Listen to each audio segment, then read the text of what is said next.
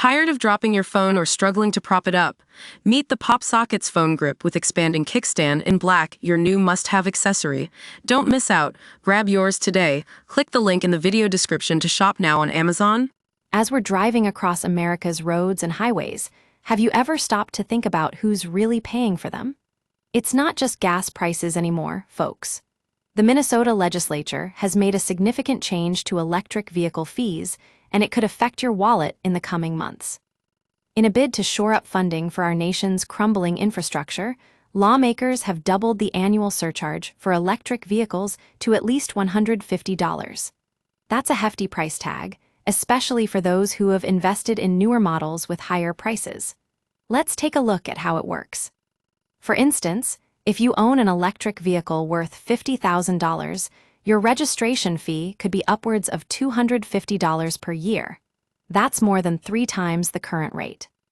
Now some might say, why should electric vehicles pay more? After all, they're designed to be more fuel efficient and produce fewer emissions. But, as we know, more EVs on the road means fewer dollars flowing into our transportation funds. In fact, the state is already facing a $1 billion annual funding gap just to maintain our roads and bridges. Rep. John Kosnick from Minnesota says, "There's kind of an irony where we want more fuel-efficient vehicles, but that decreases the amount of money that's going into our roads and bridges." He believes EV owners should be paying higher fees because their cars are heavier and do more damage to the roads. However, not everyone agrees with this approach. The Drive Electric Minnesota Coalition is worried that increased fees could discourage people from buying electric vehicles when it's actually better for the environment.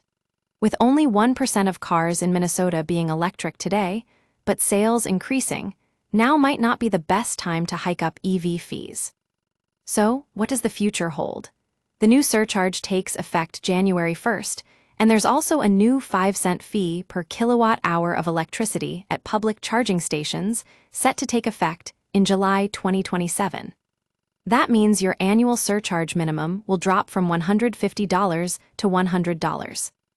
As we look ahead, it's essential to strike a balance between promoting sustainable transportation options like electric vehicles and funding the infrastructure that supports them.